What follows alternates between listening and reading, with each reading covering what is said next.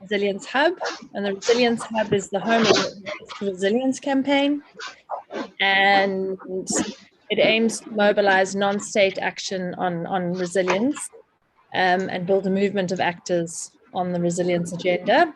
The Africa Hub will be running until the 22nd of September, so we hope that you can stay till the very end.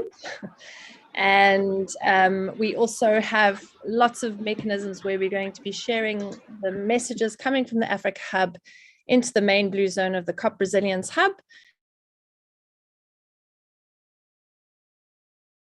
Who will be doing an infographic of the session, Sonia, she'll see her on Zoom, and we're also taking lots of notes and we're doing key messages, etc. So there are lots of mechanisms by which we will be sharing the messages from the session. We're also doing lots of live tweeting, and I've noticed for this session, Twitter has been very active. So you've got a whole movement of people out there waiting to join the session, I think. So it's wonderful to see the Twitter feed. So just, yeah, I'd like to just welcome you to the session and hand over to Marika, and all the best. I'm very, very excited to be part of it. Thank you.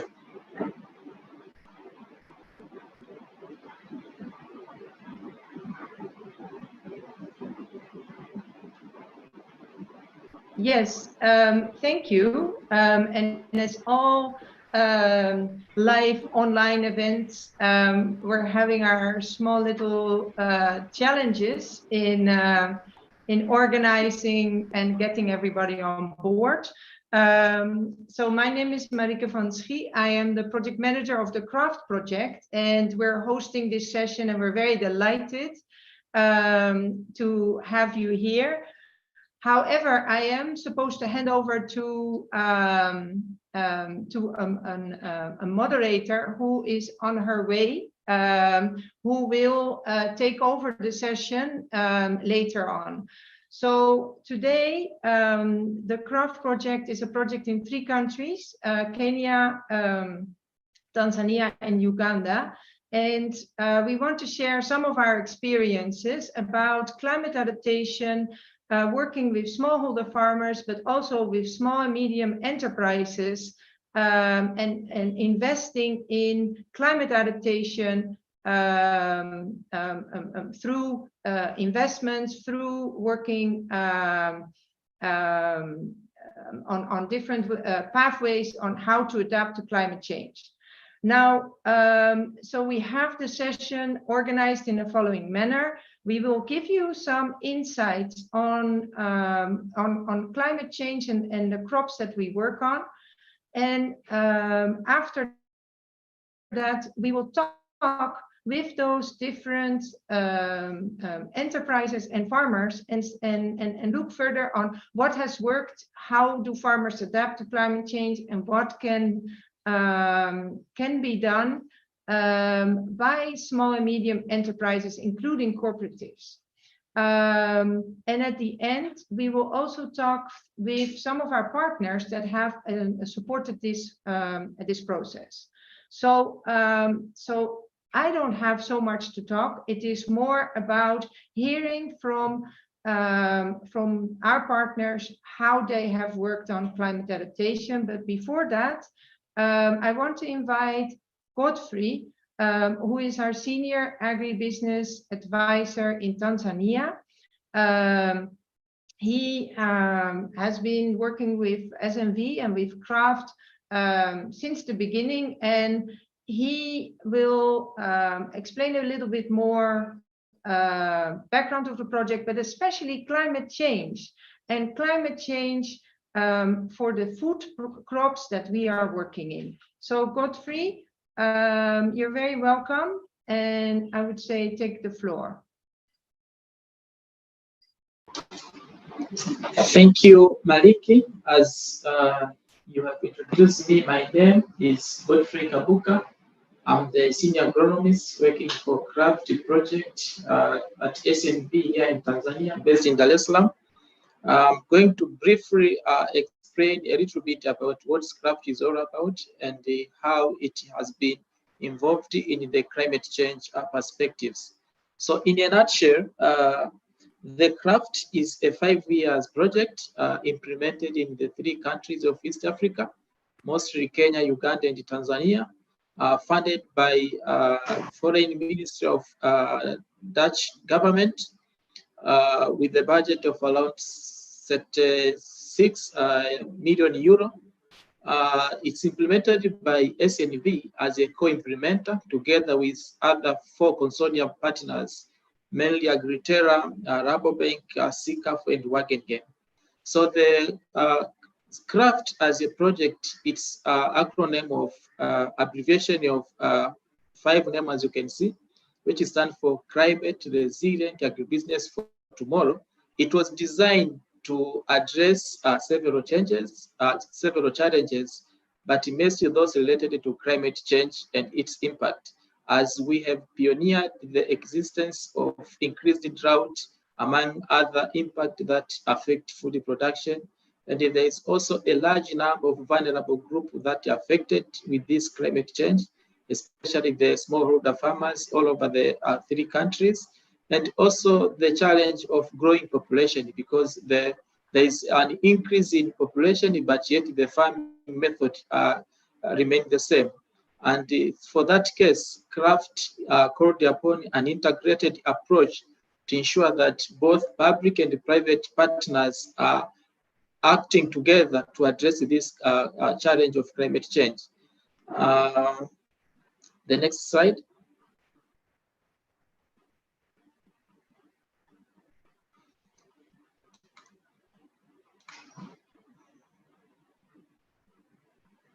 Okay. Yeah, so in order to address these challenges, CRAFT had to identify a number of agri-SMEs and the COPs through a special climate innovation and investment facility, whereby in the entire 3 countries, a total of 54 SMEs and the COP were enrolled into the program to run a value chain climate change project in the 7 value chain, measuring in potato, sunflower, sorghum, green gram, bean, soybean, and sesame. So to attract investors, public investment into this program, the CRAFT through this facility were able to solicit money or funding equivalent to 12,600,001 601,812 euro, whereas the CRAFT itself has induced like 7,314,529 euro. So this is the call for all partners that for private sector to invest into adaptation strategies, there should be an incentives that will attract them to see the future and the business potential of investing into those adaptation measures. Yeah, so the climate change is real, and during the various monitoring visits, also reading from other actors in the climate change, for example, Africa 21, it estimated the melting of snow to Mount Kilimanjaro, and it also called the attention for all actors to ensure that there is a mitigation aspect that should be kept in place to ensure we mitigate the effect of climate change, and also the dryness of crops in the various areas, especially in Tanzania, where I'm coming from. For the past 2 years, the central part of Tanzania, northern part of Tanzania, have experienced a prolonged drought, which caused to poor performance of crops, like how you can see in the image there at the center, and also the melting of this snow or ice from various mountains, especially Mount Kilimanjaro, Mount Everest, and the several other mountains across East Africa. So for this case, the climate change is really happening, and there is a need for climate action by all actors. So for the action to be in place, we need to understand what are the climate information services that the partners or the actors should understand. The same has been mainstreamed by the IPCC report that the effort to combat the effect and the risk of climate change should not be given to a sole individual, but it has to be the holistic approach toward the action. You can refer to the report in the chapter 17, they stress the need for enablers and other practitioners in the climate change to co-work to ensure that these climate services, especially those related to production, to communication, and use of climate information, to be applied in making decisions for any farming or business activities. So Kraft, having known that the need for acting on the climate risk is a whole nation or for whole sectors and actors, it conducted the so-called climate risk assessment.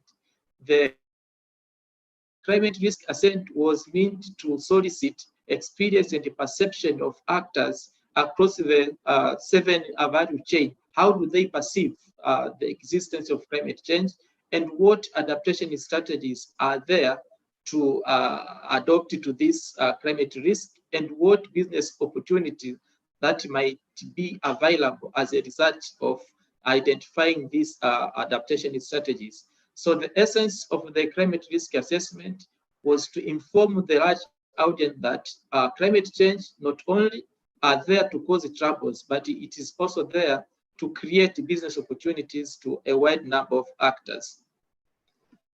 So following the climate risk assessment, which comprised of several other factors and action toward it, the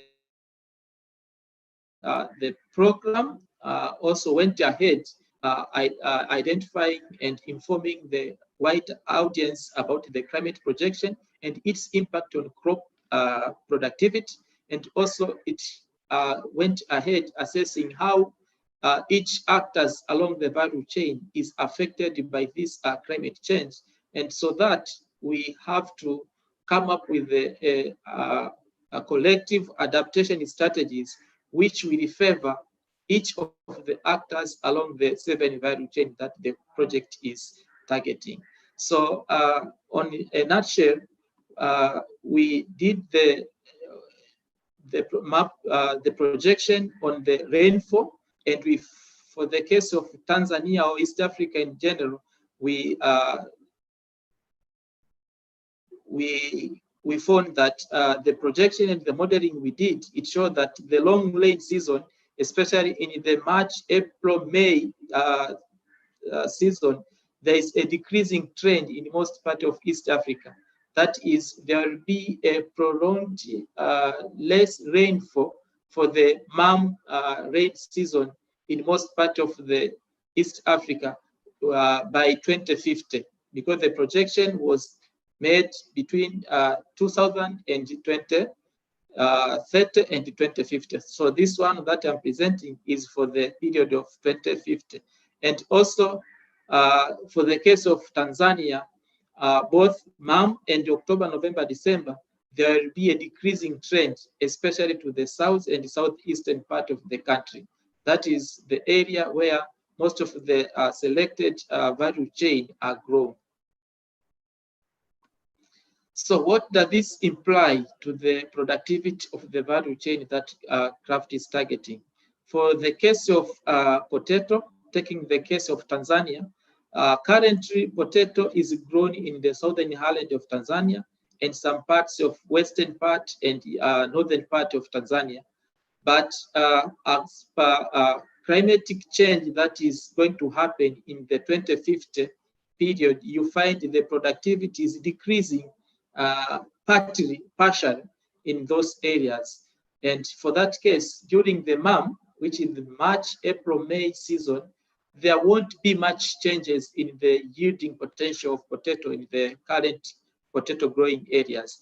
But if you check the same on the OND season, you find there is a huge decrease in yield of potato in the current potato growing areas. For example, in most part of Njombe and Iringa and Rukwa, which are currently growing potato, in the next 30 years, you will find them are not yielding the same potential as it is now, showing that there's a need for someone to understand where to invest if he or she has to do the potato farming. But if we take this, information and knowing that there is going to be a decrease in yield in the current potato growing areas, what does it tell for an investor? So that's why Kraft came up with another option of dealing with climate change. It's called the suitability map. So the suitability maps, it's there to inform investor or someone who want to involve in the potato value chain, where he or she should put more emphasis when want to establish a potato business. So when we are saying suitability map, we are concerning about the agronomic performance. That is, how will those areas be favorable for growing a potato for that case?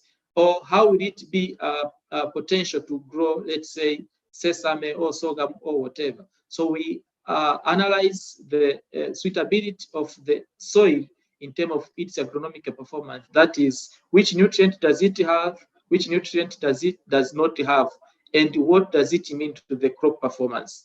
And also, we are seeing the land use constraint, because sometimes the area may be suitable, but it's a national reserve. So we also needed to be sure that whatever we want to invest, and even if it's suitable, but how is it planned to do?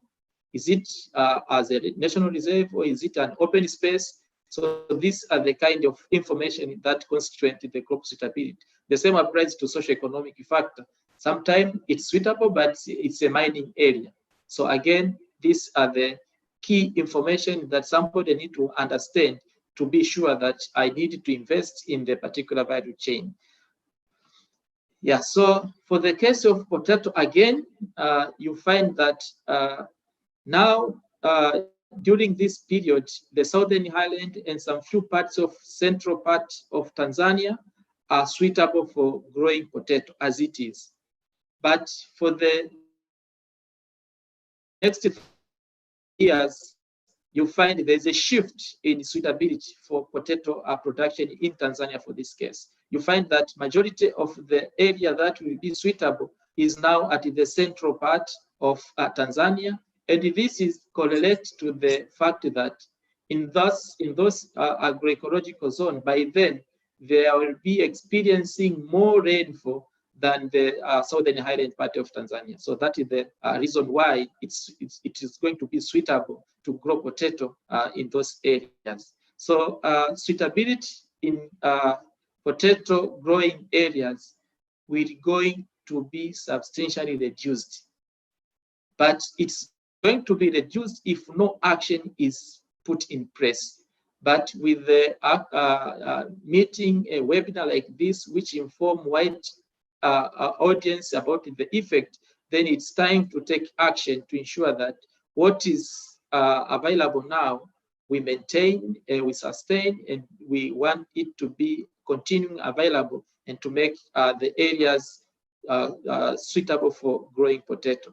So after knowing the effect and where exactly the potato for the case of Tanzania will be grown in the next 30 years, what are the business potential that might be existing in those areas?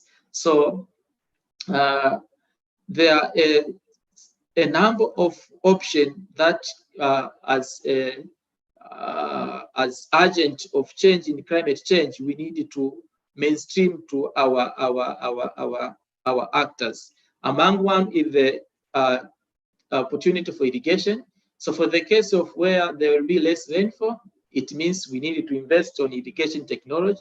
And also For the case where there will be no opportunity for growing potato, we need to diversify, introduce another resilient crop that are suitable for in that areas. So it's crop diversification, and the other one is on crop insurance, because the weather is always being forecasted and sometimes it's not stable. So for the smallholder farmers to be able to sustain their means of farming, they needed to insure their crop, they needed to insure everything that are pertaining to agriculture. In a nutshell, to conclude, that is, there is high evidence that climate change is happening, and for we as international agents and a group of climate change actors, we need to emphasize on the existing business opportunities. And the first one, which is preferable, is the presence of climate smart seed. The seed that mature air, resistance to drought, resistance to disease. So they are the one that should be mainstreamed and be given to farmers for them to boost their productivity. And also we may need to establish the seed bank, whereby a certain place will be dedicated to produce seed and is stored to be distributed to other areas in the long run. But also for the drought, we need to invest on rainwater harvest, especially those that require minimum use of water, but yet yielding the intended result, that is drip irrigation. And also we need to emphasize on the carbon and nutrient smart, the practice like mulching, minimum tillage, planting of trees. These are the business opportunities as well as the strategies which will emphasize and ensure they are less concerned about climate change. And the other one is on the weather smart information, the forecasted weather information in terms of weekly, monthly, or seasonal. This also needed to be mainstreamed as well. And the last one is on the marketing potential. We need to ensure that there's a solid market system which unite all the actors toward a particular challenge. Here we are talking about financial institutions being able to provide financing option to companies or to farmers, as well as the company to provide market information to farmers, and also the contract farming as a whole, because it's there to ensure that there is a unified link between all of the actors to a particular problem. So that's all I wanted to share. At this time, I think I will hand over to moderator for further discussion. Thank you. Yes, thank you, Godfrey. That was very insightful, and of course you have shown us the few examples related to Tanzania and related to potato, but those same type of information, those same types of suitability maps, we have also done it for the other crops. Now I want to hand over to Frida Kacheri, if I pronounce it correctly, because she will be moderating the rest of the session.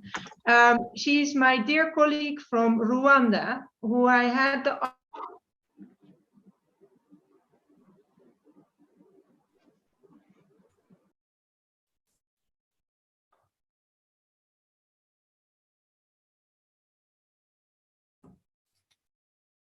I think we lost Marique there.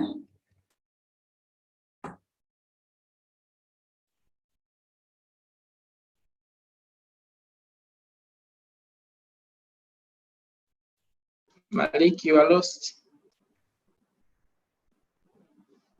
I think Frida can take over. We can begin with the next panel, the first panel. Yes, can everybody hear me? Yes. Can you hear me?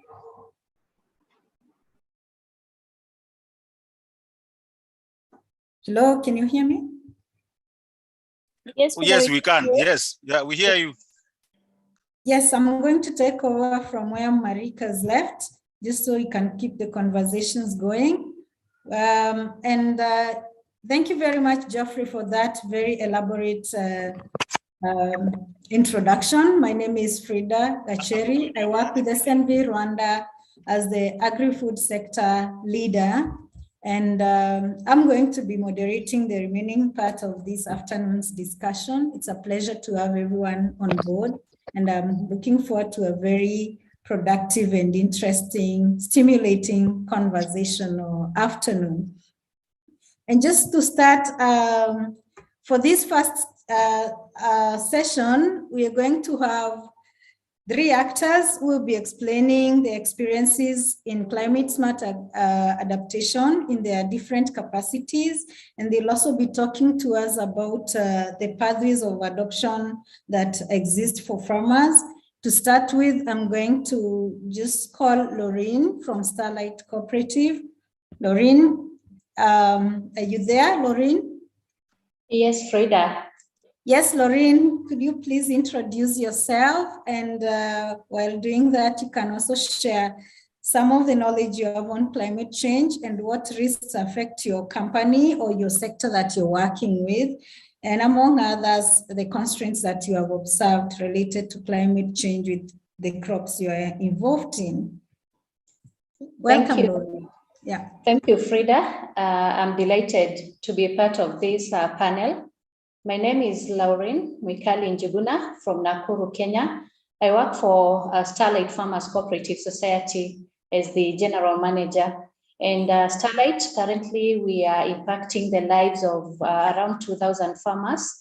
And we have come to the realization that climate change is one of the biggest and complex challenges we are experiencing in this world today. And as a cooperative, we have also realized there is need to come up with proactive measures for adaptation to the climate change and also holistic approaches. Our farmers have been going through a number of challenges, and those are the challenges which we have been addressing. Number one, we have been experiencing change in weather patterns, and this comprise of which has affected even the rain patterns and temperatures.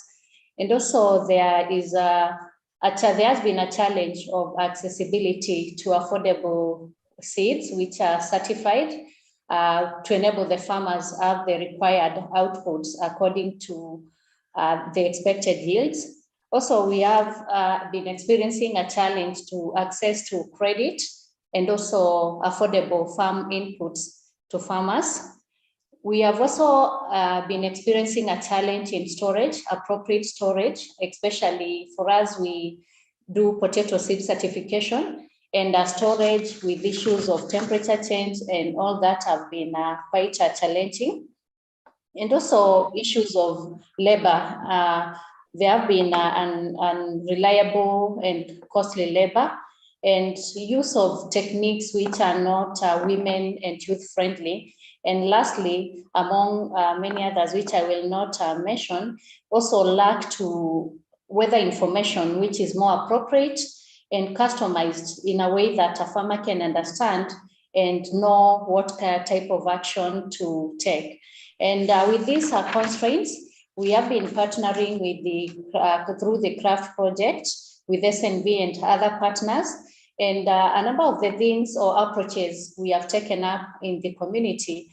Number one is ensuring provision of quality or certified seeds to farmers, because we discovered the farmers don't have the seeds at their locality. And we have come in to bridge the gap to ensure that the farmers can access the seeds and not only access them in an affordable way.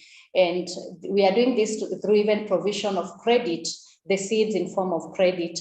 Also, we have been conducting trainings on climate smart agriculture. We have empowered trainers who are village-based and are training the farmers in group setup. They are using a simplified curriculum on climate smart agriculture and ensuring that the farmers really understand what the approaches they need to take. Also, we have been setting up demonstration farms, showcasing different techniques. We have been doing showcasing like water harvesting and conservation, use of the certified seeds, issues of mulching, among others, minimal tillage. And we have been doing this in a training setup using the demonstration farms to ensure the farmers really understand by practicing these techniques, and they are able to contextualize them and use them in their own farms. We have also been bridging the gap by ensuring farmers have access to affordable farm inputs, and they're able to access these inputs not only on cash, but also on credit, because we have discovered when the farmer doesn't have money and they don't have a way of accessing the inputs, then they are not in a position to implement the techniques that we have been training them. Again, we have been providing weather information, and the way we have been providing our weather information is getting the weather information, then simplifying the weather information in a way that the farmer can understand by giving them advice on, depending on the amount of rains they are expecting, or depending on how the season looks like, the action plan they need to put in place. Again, we have been providing mechanization services, because we discovered with mechanization, we are able to bring on board women, we are able to bring on board youth, because they make the work less intense, they make the work less time consuming and less costly. And also through mechanization, we are ensuring soil conservation and water conservation, because there is less soil disturbance. Like when you use something, a machine like the chisel plow, then we ensure we don't disturb the soil a lot. When we plant potatoes, because I said we are in the potato value chain, when we plant using the potato planter, we ensure we dispense the seeds and fertilizer and mold at the same time. That way we don't keep on disturbing the soil. And lastly, we are providing soil testing services to our farmers to ensure even as they manage their soil, they understand the approaches to use and the needs of their soil. So thank you, Frida. Yes. Thank you so much for that background, Laureen, and for the introduction. Next, I'm going to call Diana. Diana from EFF. Diana, are you there? And please introduce yourself and also tell us more about your work with climate change, which crops you are involved in, and also how you've been interacting or what your knowledge has been on the climate risks and how they affect your sector. In 2 minutes, please. Okay, thank you so much, Frida, and I'm happy to be in this meeting today. So as mentioned, I'm Diana Michael, I'm CFO at East Africa Fruits. So East Africa Fruits is based in Tanzania as well, and we are also in the potato value chain. Specifically, we as a business, we are off-takers of produce from smallholder farmers. So we have partnered with Kraft specifically on the potato value chain in the southern highlands of Tanzania. We work with 5,900 farmers to date, of 40% of them being female, and 38% of them as youth, between 18 to 35 years old. So East Africa Fruits partnership with Kraft specifically is on engaging smallholder farmers in climate smart agribusiness trainings and guiding them using different support like demonstration farms, training trainers on climate smart agribusiness, so that the training can help them to improve their yield, but also to be able to adapt to the climate issues. So the main risks that we face on climate, which are related to climate, as knowing that we are dealing directly with potato, as Godfrey mentioned, are mostly around the changes in temperature, very high increase or rise in temperature in Tanzania, but also sometimes we have extreme precipitation. So we have floods in some areas and drought. So all these result in having less yield for farmers as compared to what they expect, and as a result, causing less productivity. So to mitigate these risks, we work together with Kraft and these smallholder farmers to train them on being resilient to the climate changes. So these includes, among others, using quality seeds, some techniques Godfrey as well. We have mulching techniques, irrigation on the farms, and we do this as well using demonstration plots and with a methodology to train trainers, so as to have the knowledge pass to the other farmers within a certain village. Yeah, so that's all on East Africa Foods. Thank you. Thank you very much, Diana. Thank you. And I'm going to invite Malimi. Malimi, can you talk about or introduce yourself first and tell us about your experience with climate change and the constraints you've observed within the value chains or the crops you're working in, and probably what has been the adaptation options that have been mainstreamed by your company or cooperative. Yeah. Thank you. Welcome. Thank you. My name is Malimi Laona, agricultural economics, and currently I'm working for Bibinjo Cooperative Society. The cooperative is located in the southern highland of Tanzania in Njombe region, and is among the business champions implementing CRAFT project. We are working with around 1,142 farmers. I will also like to share with regard to climate smart adaptation options. The climate risk noted during where we experienced the prolonged drought period at the beginning of the season, and this led to low productivity of the crop, because you find that most of farmers, they have to do intense management of the farm. They have to apply more inputs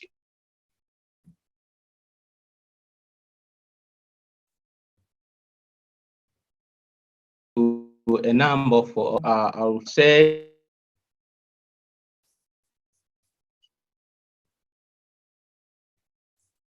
Malimi, we seem to be having a problem hearing you clearly. Okay, I said the climate risk led to a number of constraints to farmers, and the few to mention include intensive field management. Farmers are incurring high cost to maintain their field because they have to apply insecticides, fungicides, because of rainfall, as well. We experienced for the last seasons, but also of the crop, and therefore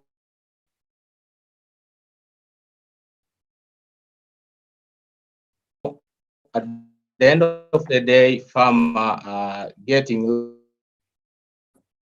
low margin in terms of any options mainstreamed by the seed variety. We are promoting the use of improved seed variety so that to minimize the risk, but the appropriate use of fertilizer, insecticides, fungicides, and the other inputs to enhance the productivity. Irrigation practices to some areas also we are promoting. Thank you very much for that, Malimi, for the introduction. And lastly, we are going to hear from Fatma. Fatma from BEFE. Can you please introduce yourself so we can move to the next session? And please, let's do this in 2 minutes. Yeah.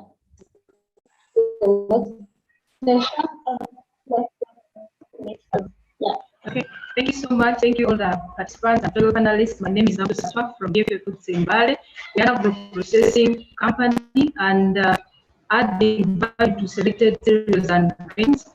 Our engagement with the project is in relation to increase and improve production of soybean, and we are working with over 3,000 farmers who are engaged in climate smart production of soybean. And some of the climate smart risks the project was actually addressing are those that were hitting hard on farmers, including drought, poor variety of seed that the farmers were using, which actually affected the quantity produced for the company, but also poor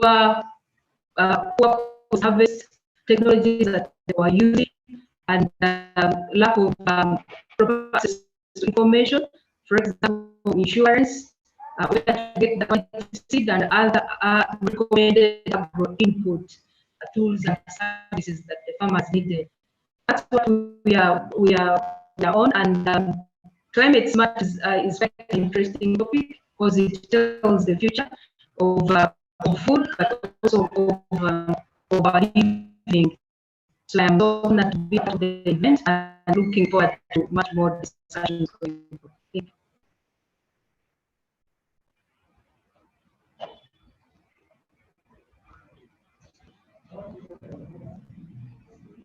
Frida, you are muted. Frida, you are muted.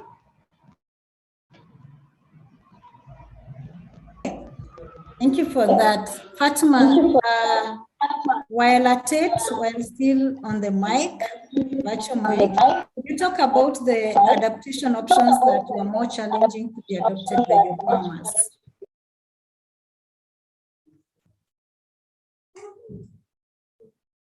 Did you get that, Fatima? Okay. Are you getting me now? Yes. Okay. Yes.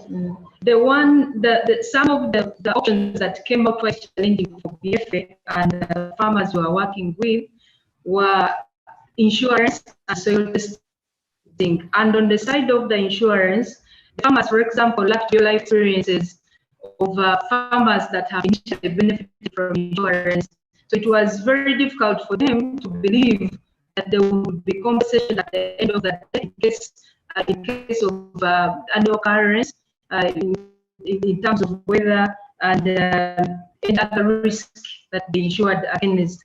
However, upon receipt of information and the insurance package, the farmers were very excited, but there was a lack of real life experience that the farmers actually prefer to use as a reference for them to adapt to subscribing to insurance. There's also, along insurance as well, there's an element of, I think, of policy, something that I don't want to go into that deep. But one of the second season, the rollout was low because the craft project was funding sharing farmers. And the intention was to lower costs for the farmers, subsidize for them, so that they are able to take up the benefits that come with insurance. Now, season 2 was expected to be the highest, to have the highest farmers enrolling, subscribing for the premium. But you know, when the government of Uganda read the budget, they had not yet decided on whether they were subsidizing for the farmers or not. So insurance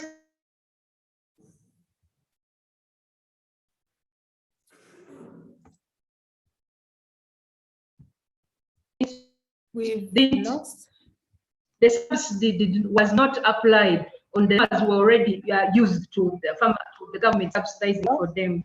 The other challenging one also was soil testing. When we introduced soil testing in our CSA practices is because we wanted to let the farmers know where the improved seed is going before they are able to plant the seed, know what seed, if they have any IPM, integrated pest management, which one, what nutrients are the soils lacking. So what we did, farmers did not see, they don't see the urgency of testing the soil before planting the seed. So they are still stuck in the traditional way of handling farm activities. We've been doing this before. So there is a lot of learning, exposure, and then something that came out strongly also during our activities was the farmer field schools. So we need more of this to have the farmers come together and share experiences and inspire and motivate each other for them to adapt to the CSA practices. Thank you very much. Thank you, Fatima, for that. Thank you, Fatima, for that. I'm going to end this session here. We'll take a break, and in the next session, we continue with the discussions. And over to you, Marique.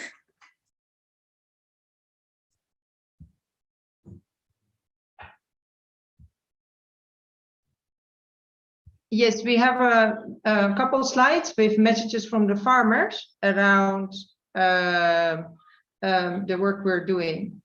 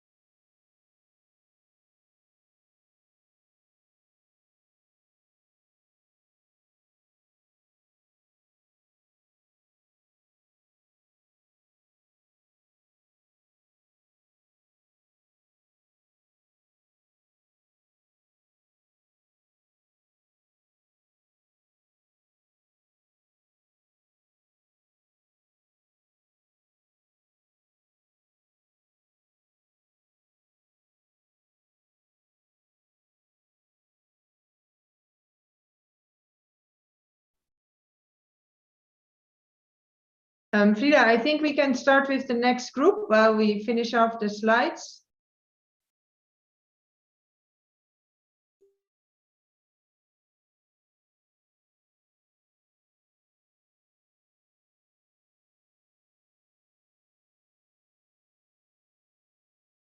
You're muted.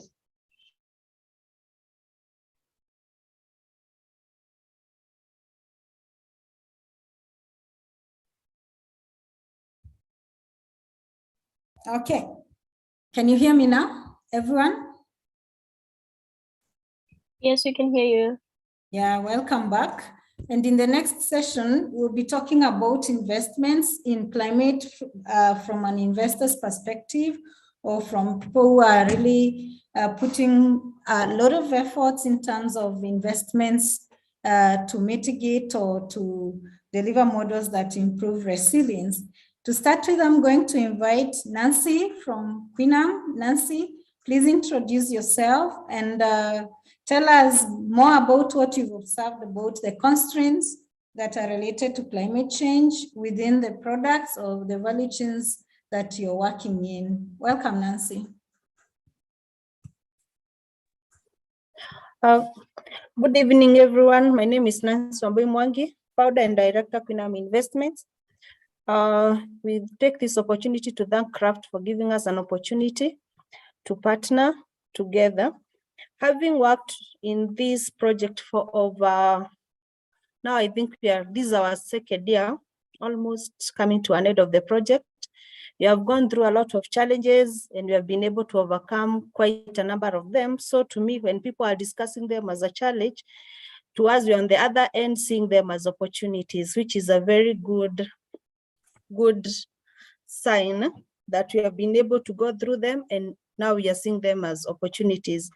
When we were starting the project, we had issues with the usage of the improved seeds because in the beginning, most of our seeds that we used, they had poor germination, and we had to make our farmers plant them again. And then there is a season whereby we experienced drought, and then we still had the farmers to do replanting, and some of them we had to encourage them to do short-term crops, which with the earlier germination. So the main challenges that we were having initially were on the soil testing, the spraying services. Farmers didn't know how to do threshing. They were using hands. So at the end of the season, you could find the produce was of poor quality. And then we had a very high risk on post-harvest management.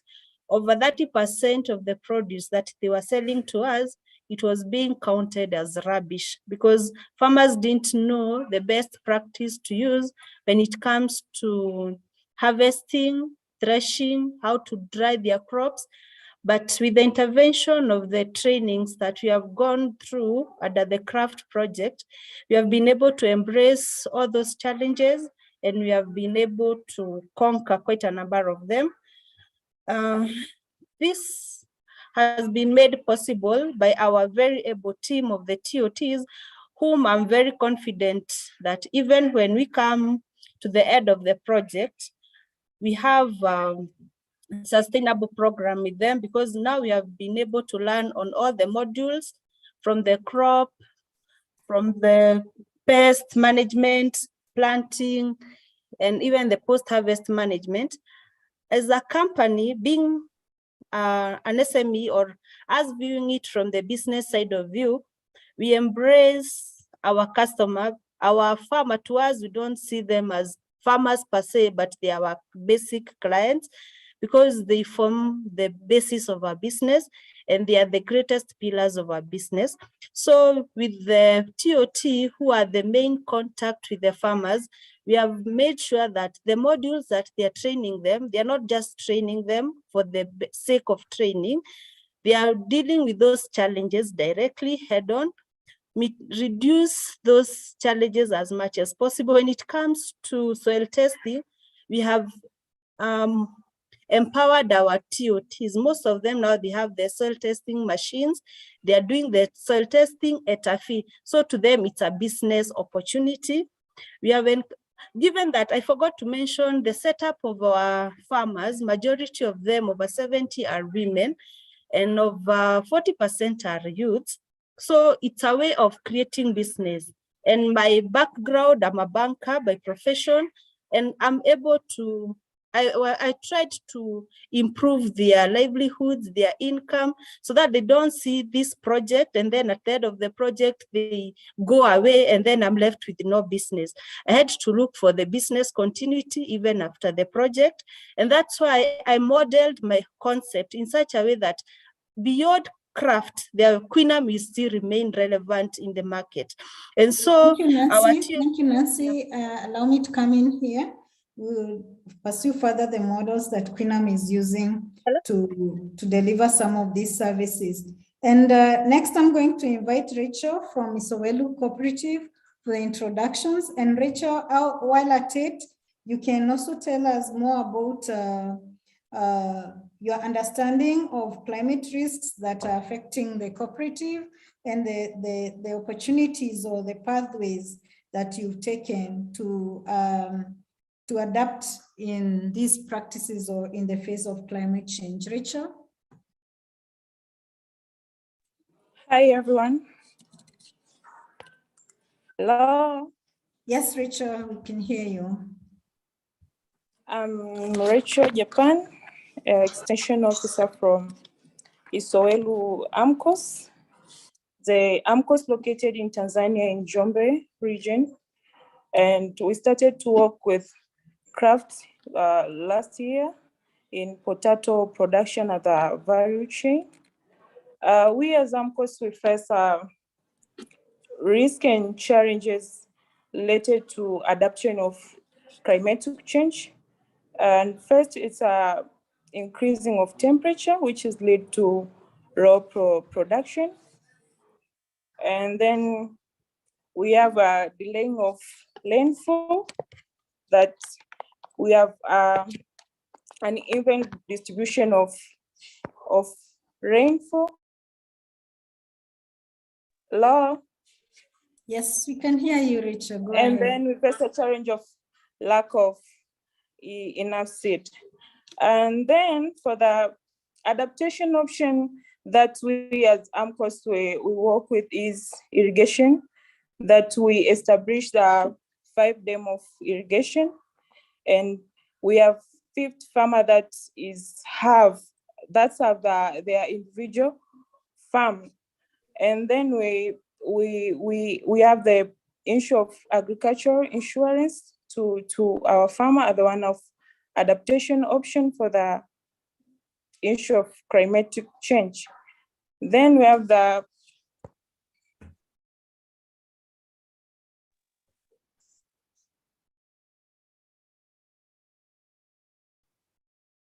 Rachel, you're muted. intercropping are the one of the technology that we disseminated to our farm.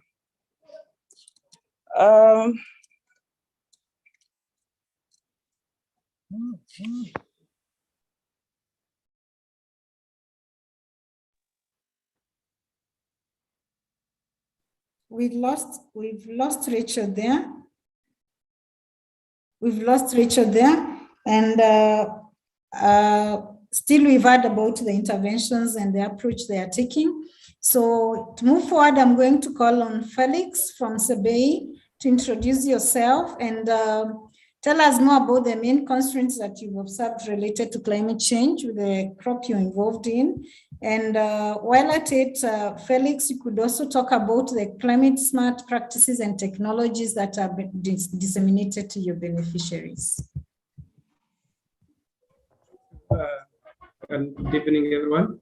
I'm Felix Pemboy, and work with CBEI Farmers Circle Cooperative in Uganda and the eastern part of the country.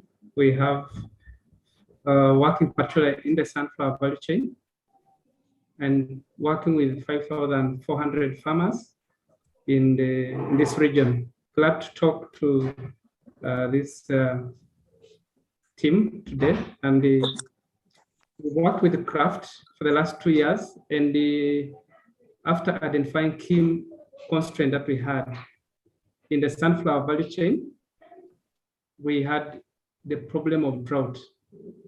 Farmers were growing sunflower, but with the drought, they were having losses, season in, season out.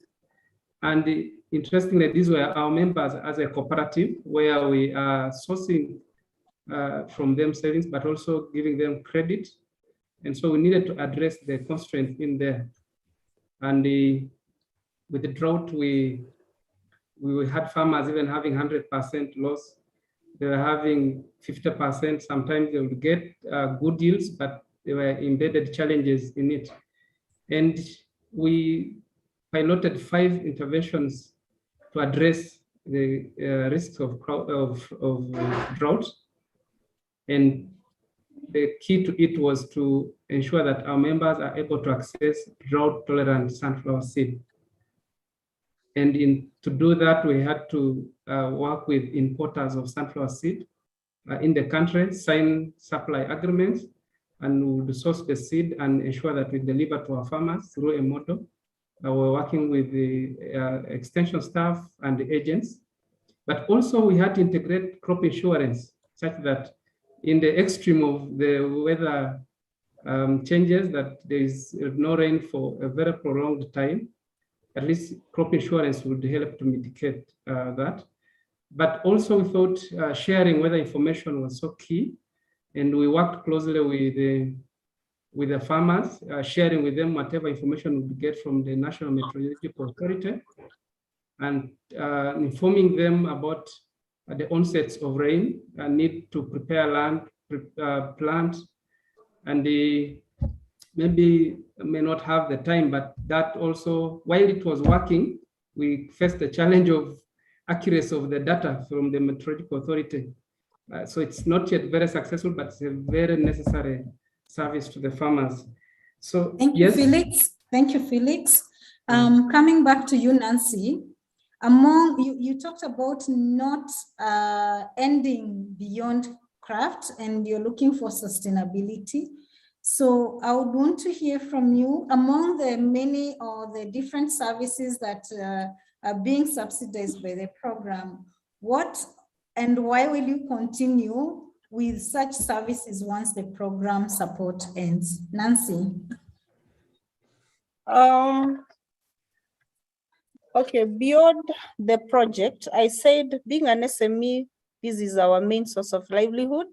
And so because we already have the farmers on board, we have the off-takers whom they're giving us huge volumes, we will still have to continue with these practices because we have seen their benefits. One of them, which is straightforward, is on the post-harvest management, which has been our key area. We have been able to improve on our volumes that we supply in both quantity and quality, courtesy of the trainings that our TOTs have been providing to our farmers in terms of usage of tarpaulin to make sure the grain is clean, and storage, packaging, drying the crop to the required moisture.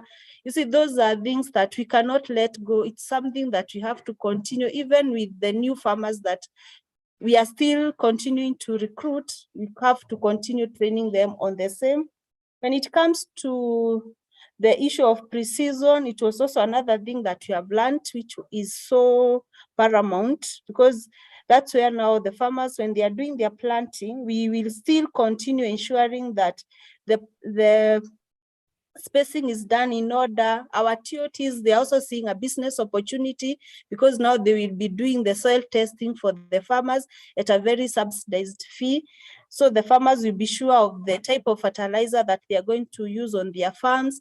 Our TOTs, we are going to ensure that they will forever be able, the seeds that we get from the craft, we have put them on a revolving fund to make sure that beyond the project, we still be having seeds that we are giving to the farmers. And when they harvest the crop, they pay back the amount for the seed. Then we revolve that fund to get another set of improved seed for the next season.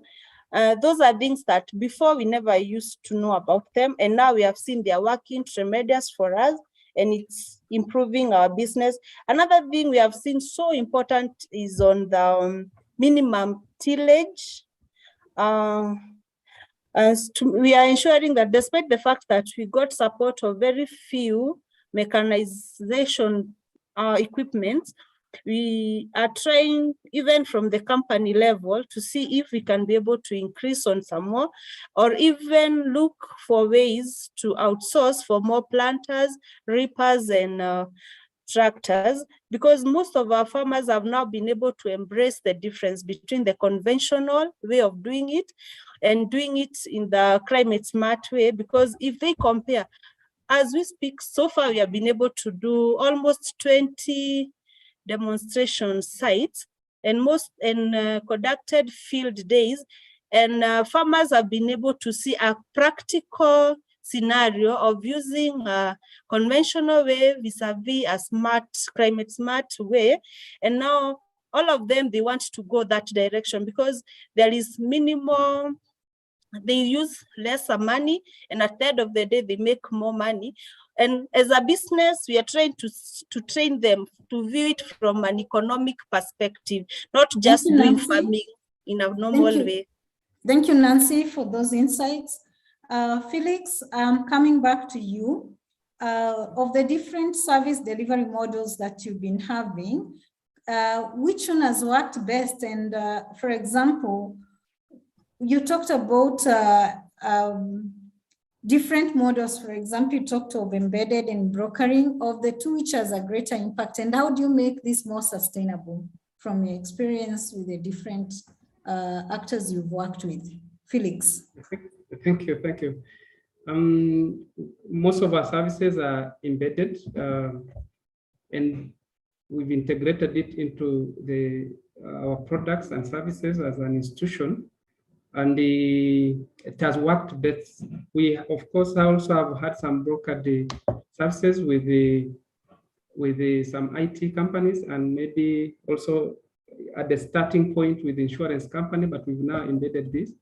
So we will be continuing with more of embedding our services into the business, such that even the seed that we are availing to our farmers, it's now a product. we finance it, we ensure that we manage the process of seed distribution through our agents, through our staff, through the farmer group leaders, and we've integrated that deep into our business, and we'll continue doing that. Similarly, with the financing, access to PHH equipment, financing, access to seed, even the credit that we give for various production needs at farm level, it's now within. Initially, we had linked them to banks, but now it's a credit product. These are credit products under the institution, and we'll continue giving farmers and grow that direction. Thank you. Thank you very much, Felix. In the next session, I would like to talk about investing in adaptation technologies led by our panelists. And I'll start with Job from ILRI. Job, can you introduce yourself and tell us more about how SICAV has supported craft projects with the different interventions? Job, over to you. Thank you very much. Of course, Dr. John Recha was to have made this presentation, but I'm now making the presentation on his behalf. He is engaged elsewhere. My name is Joab Osumba, and I am in the climate information team. Now, I've been asked to, I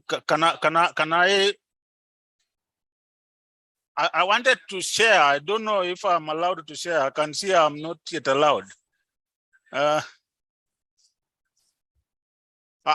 I allowed to share, or I can read it from my side? Yes, please go ahead. Yeah, fine. I've been asked to. Yes, I've been asked to make a presentation on how we used farmer field schools as a method to train farmers on climate adaptation practices, how the field school integrated climate, and how we can apply the practices for the field school. Let me just briefly say what the farmer field school is about. It's a bottom-up approach that focuses majorly on agroecosystem analysis, and it does a lot of experimentation. It does a lot of participatory technology development, integrated pest management, and for it to work, it must have a field site where farmers go to study every week, and the curriculum must be modeled around a commodity or a resource. It can be a plant, an animal, soil, it can be water, any other thing. And then the key strategy is about observation and knowledge generation. Yeah, observation and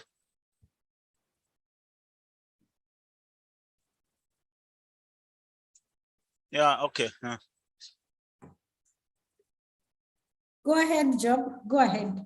Yeah, I can say, and you can now see it. Yes. Yes. So I'm saying that the farmer field school method is basically a bottom-up approach.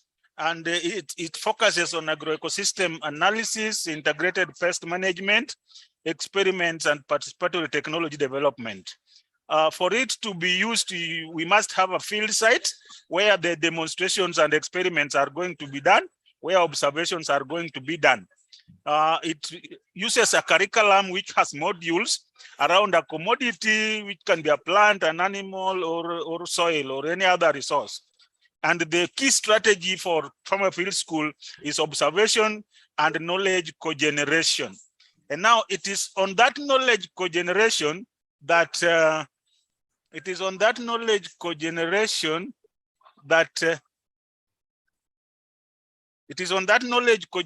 that we now use farmers' experiences to do traditional knowledge in information generation on climate, because they have indicators in the villages which they usually use in the absence of conventional climate information. There are indicators in the villages which they use to predict climate and weather, how it's going to happen.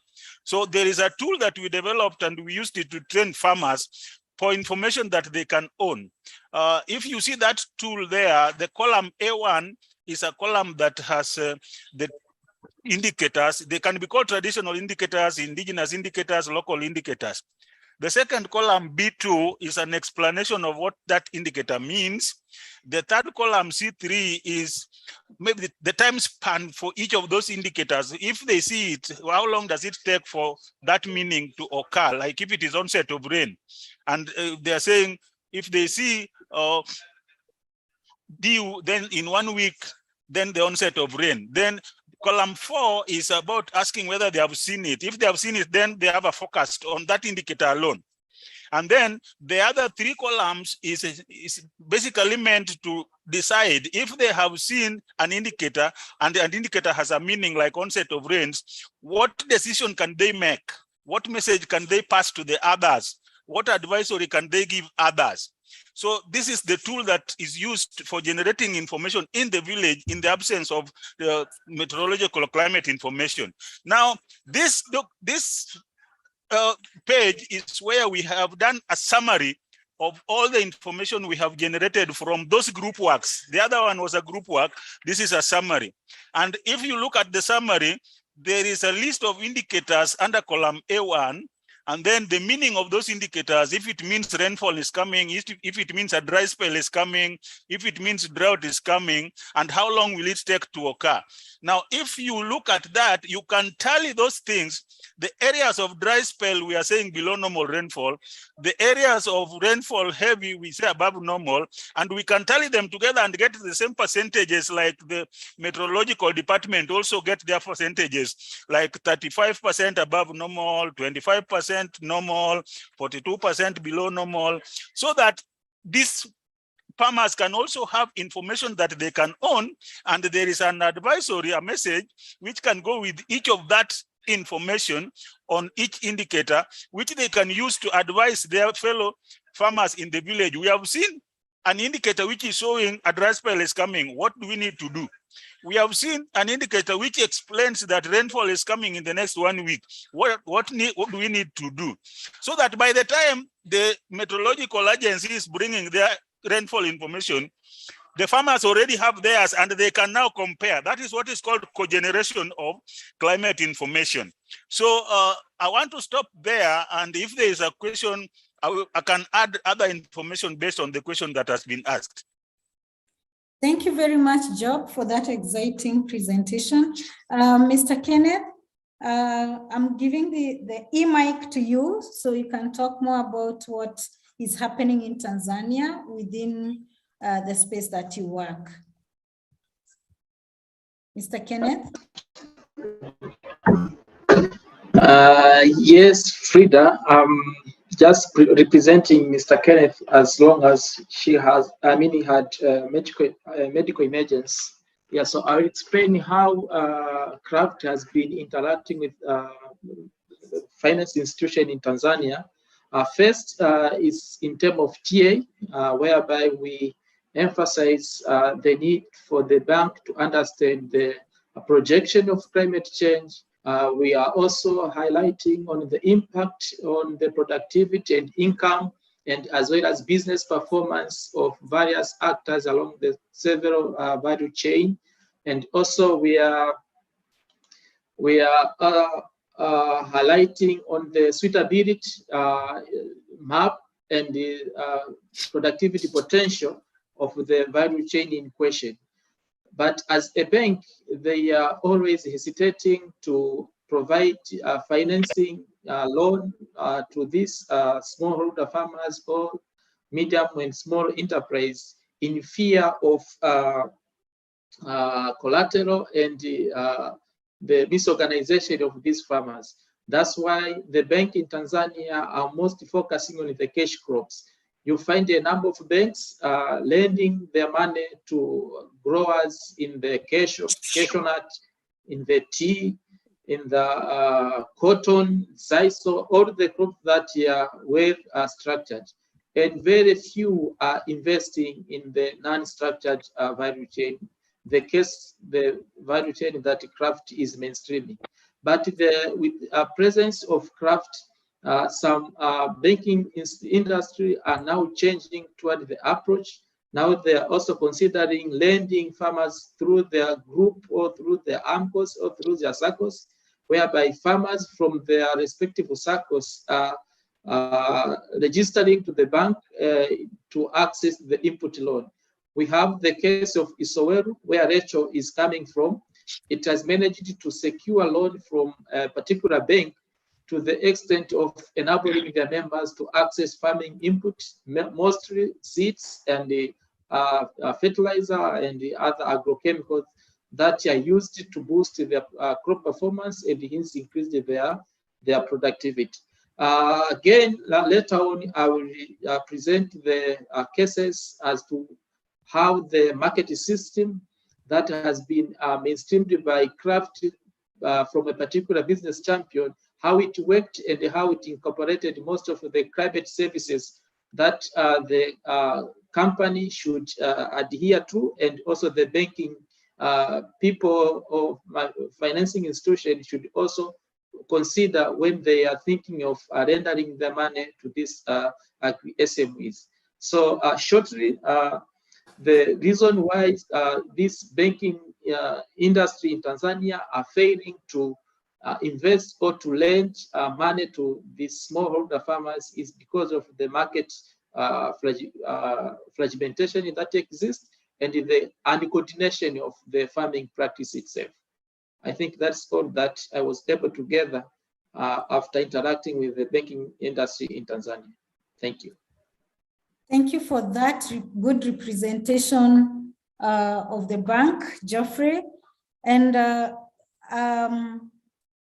within the same thinking, I would like to hear from Patrick. Patrick, how does Agritera support cooperatives and in their service delivery, especially related to climate change adaptation? What has Agritera been doing?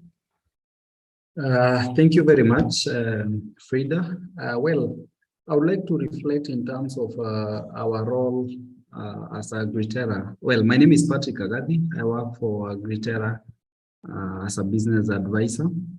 And Agritera is an organization that is an expertise in cooperative development across the world. And one thing we came to learn from the Kraft project, despite us having a lot of expertise in working with cooperative, is that there is a specific dynamic with cooperatives that are working in arable crops, simply because of their market disaggregation. So failure of the public or collapse of the public extension services and the high cost of transaction for smallholder farmers. So the cooperatives are coming in or comes into very, very strongly to be able to bridge those gaps, to provide critical services to build resilience for smallholder farmers. This includes extension services. They also, where the smallholder farmers are able to access extension services like agronomy, as it has been mentioned by some of the cooperatives here. Cooperatives also come in to provide economics within the farming, where smallholder farmers are aggregated together to be able to get linkages to the market. And these cooperatives now get links to commercial partners or SMEs, for that matter, who are key off-takers. Yeah, so if you reflect on the cooperative model, is one of the most inclusive model there is, given that it is able to accommodate everyone within a community based on these the 7 principles. One of the principles of cooperative being voluntary and open membership. Yeah, so what we've been able to do within the cooperative sector in these 3 countries is that we've been able to support them on pairing both the technical assistance services as well as financial support, where we've been doing on the core investment approach, as well as also capacity building on the institutional and business framework of the cooperatives.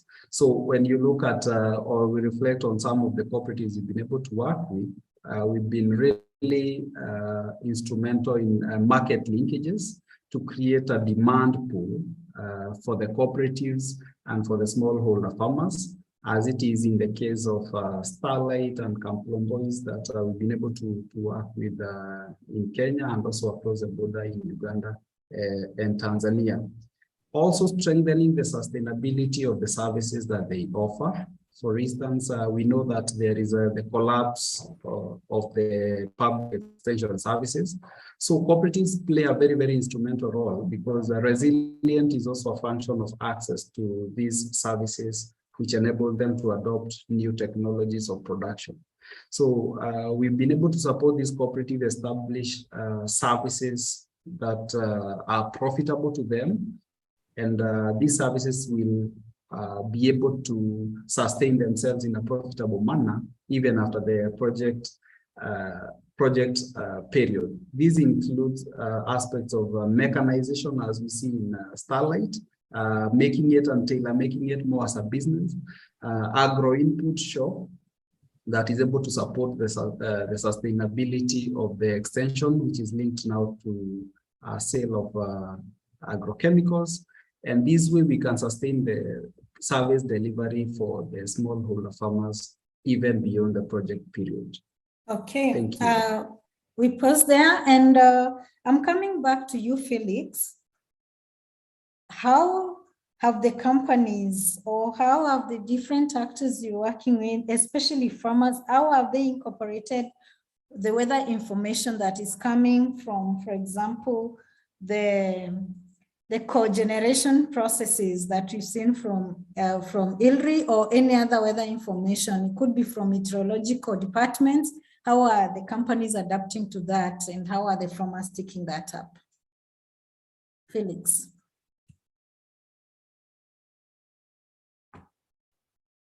Yes, for the weather information, especially from the Meteorological Authority, it's been up, top, bottom, this approach, and we've been collecting the information. And once we analyze and we see that there's a projection of rain, we use a bulk SMS approach and share to our members that it's projected that this rain onset will be coming at this time, or we have no more rain for the next 3 months, please let's plant. And so farmers have been relying on that with some few challenges, because the National Meteorological Authority of Uganda does weather predictions in a zone wider space. So we had a few challenges of some areas, the neighborhood getting rain and the specific neighborhood is not having.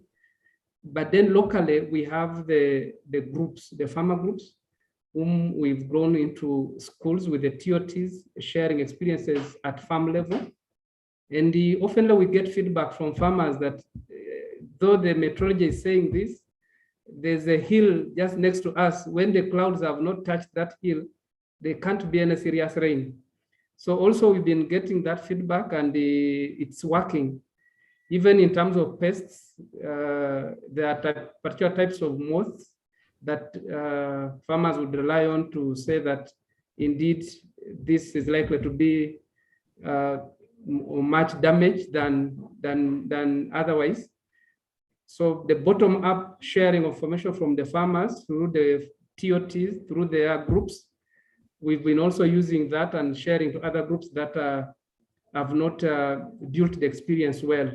We've had a very detailed training from CRAFT to us, the cooperative staff, and also the TOTs on the farmer field school.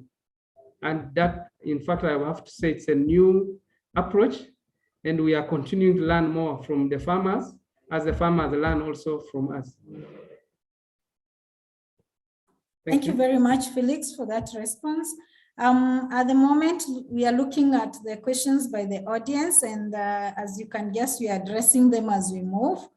The next question goes to Job. Job, in 2 minutes, could you talk about insurance and answer, for example, how are we able to convince farmers to insure their crops at CRAFT, that is? Yeah, insurance is a low-key intervention.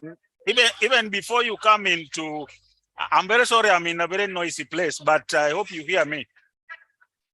Yes, even we can before hear even before you come into the insurance of agriculture and specifically index insurance, insurance is a very low key scale intervention, and in the agriculture space and in crops and on index insurance, each of the 3 craft countries already has a program that is supported by both the public sector and the private sector at the scaling level.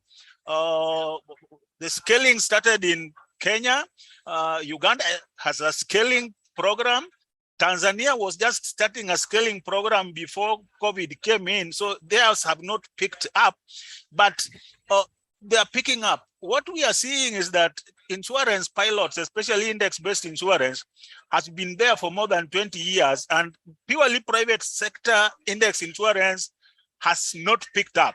So our advice is probably a public-private partnership on index insurance, because index insurance is a public good to some extent and a private good to some extent. So there is need for a combination of both public and private model for it to move. Thank you very much. Craft has not gone into it since we started, but we have that example of the scaling initiatives by each of the countries. Thank you very much for that response, Job. And thank you so much, participants and our panelists, for joining us this afternoon. We had to make this very quick in the interest of time and to keep whatever timelines we had. We've heard about very many different interventions that are happening that are very important for building climate resilience and mitigation. And it's a whole mix of things, including access to the right information or climate information, access to inputs that is embedded within the farming models. We've heard about the different services that different actors are offering to the farmers and different customers in their segments. We've also heard about the importance of matching that with market as incentive and also as a risk mitigation towards ensuring that farmers are still able to get what they want. And Job has talked about insurance as the last one. What we can pick from this is that the right basket of interventions is very important for bolstering climate resilience and ensuring that whatever packages we have are matched with farmers' needs and market needs. We've also heard about the importance of thinking of climate risk mitigation via insurance again from the different actors.